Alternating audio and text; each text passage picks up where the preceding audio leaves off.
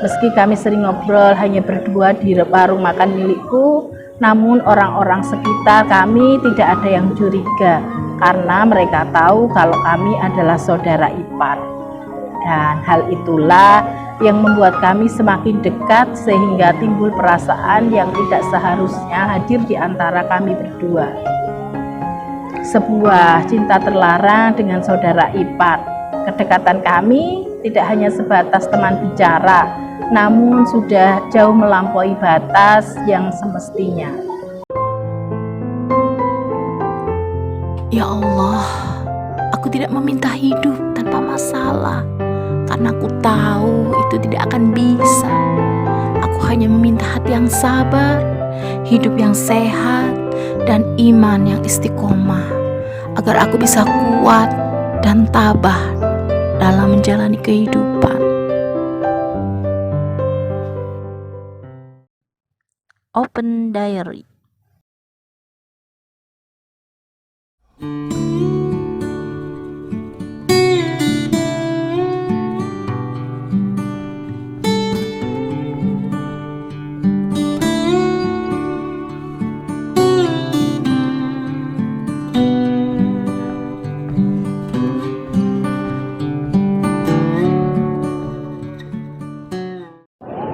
Assalamualaikum warahmatullahi wabarakatuh. Halo Kailing Story Lovers, apa kabar kalian hari ini? Pada kesempatan kali ini saya akan membawakan sebuah kisah yang dikirim oleh Mbak Mawar di Jawa Tengah. Diary. Di pertengahan tahun 2012, perusahaan tempat suamiku bekerja mengalami krisis dan dampaknya ada sekitar 15 orang karyawan yang harus dirumahkan termasuk suamiku. Selain berdampak ekonomi pada keluarga kami, juga berdampak psikis bagi suamiku. Sikapnya berubah menjadi mudah marah dan sering uring-uringan. Meskipun aku sudah berulang kali menyemangatinya, namun sepertinya nasihatku tidak mempan. Suamiku sepertinya stres berat dengan statusnya yang kini sebagai pengangguran. Untung kami punya usaha sampingan yaitu warung makan di depan rumah kami. Meskipun skalanya kecil, namun masih mencukupi untuk sekedar memenuhi kebutuhan makan sehari-hari. Sudah hampir sebulan suamiku nganggur. Dia juga enggan membantuku menjaga warung. Dia lebih senang pergi mancing daripada membantuku di warung. Saat itu kami sudah memiliki 2 orang anak. Yang besar sudah kelas 1 SMA dan yang kecil masih kelas 6 SD. Jujur, untuk biaya sekolah kedua anak-anak kami, hasil dari warung makan yang aku kelola memang tidak mencukupi. Setiap aku coba diskusi dengan suamiku, yang aku dapat bukannya solusi, tetapi luapan emosi. Meski bukan kekerasan fisik yang aku terima, namun kekerasan verbal dari suamiku sudah membuatku cukup menderita. Hilang sudah keharmonisan rumah tangga kami. Anak-anak juga jadi takut untuk berkomunikasi dengan ayahnya. Adalah Mas Budi, sebut saja demikian. Dia adalah suami dari Tina, adik sepupuku, yang rumahnya tidak terlalu jauh dari rumahku. Mas Budi juga teman dekat suamiku. Dulu mereka sering main bersama waktu kecil. Mas Budi sendiri sering makan di warungku jika Tina sedang tidak masak. Mungkin karena Tina sibuk dengan pekerjaannya sebagai orang kantoran, di mana jam kerjanya cukup ketat. Sementara Mas Budi sendiri bekerja sebagai karyawan di sebuah kantor advokat yang jam kerjanya tidak seketat Tina. Meski tidak seganteng dan seputih suamiku, namun Mas Budi pembawaannya kalem dan tenang. Enak diajak bicara dan diskusi. Mungkin karena hal itulah aku menjadi nyaman ketika ngobrol dengan Mas Budi. Di saat suamiku sulit untuk diajak diskusi, Mas Budi seakan-akan hadir sebagai solusi dari permasalahan rumah tanggaku. Meski kami sering ngobrol hanya berdua di warung makan milikku, namun orang-orang sekitar kami tidak ada yang curiga karena mereka tahu kalau kami adalah saudara ipar.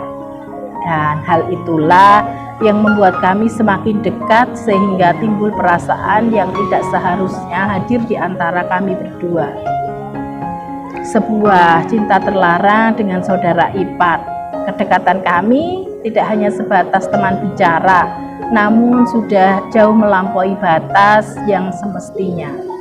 Kami sering melakukan hubungan suami istri setiap ada kesempatan, yaitu ketika suamiku sedang pergi dan istri Mas Budi sudah berangkat kerja. Diary cinta terlarang ini sudah kami jalani selama hampir 5 bulan, dan selama itu pula kami sering melakukan hubungan suami istri hingga akhirnya aku hamil anak ketiga. Dan aku yakin anak itu adalah benih dari Mas Budi. Beruntung aku juga selalu melayani suamiku dalam urusan ranjang sehingga dia tidak curiga dan mengira kehamilanku adalah anaknya. Entah karena rasa tanggung jawab atau apa, ketika Mas Budi tahu aku hamil, dia selalu memberi uang untuk biaya periksa kehamilanku, tentu tanpa sepengetahuan Tina maupun suami. Namun sayang, saat usia kehamilanku baru masuk 8 bulan, Mas Budi meninggal akibat kecelakaan. Aku sangat sedih dengan kepergian Mas Budi yang belum sempat melihat anaknya lahir ke dunia ini. Jujur, aku sendiri selalu dihantui rasa bersalah atas pengkhianatanku pada suamiku. Terlebih 2 bulan lalu, suamiku sudah mendapatkan pekerjaan. Sikapnya pun sudah berubah, tidak marah-marah lagi dan lebih perhatian kepadaku, terutama pada kehamilanku dan juga pada anak-anak kami. Diary, aku menjadi semakin merasa bersalah dan menyesal. Namun aku juga tidak berani jujur dan berterus terang pada suamiku bahwa anak yang aku kandung bukanlah anaknya, melainkan anak hasil perselingkuhanku dengan mendiang Mas Budi. Aku tidak sanggup untuk menceritakannya. Hingga saat anakku lahir, suamiku terlihat begitu bahagia. Namun tidak denganku. Bayi laki-laki itu justru mengingatkanku pada Mas Budi dan hatiku semakin sedih dan rasa bersalahku semakin besar. Diary, kini bayi laki-laki itu sudah tumbuh besar dan sudah berusia 11 tahun. Kadang yang membuatku takut adalah suamiku sering berkata kalau anak ketiga kami wajah dan tingkahnya mirip Mas Budi sewaktu kecil dulu. Aku pun hanya terdiam, tidak berani berbicara apa-apa. Entah sampai kapan aku harus menutupi kenyataan ini. Akankah kebohonganku ini aku bawa sampai mati? Semenjak kelahiran anakku yang ketiga ini, hidupku tidak pernah tenang. Selalu dihantui rasa berdosa dan bersalah pada suamiku. Maafkan aku, suamiku. Aku belum berani jujur padamu.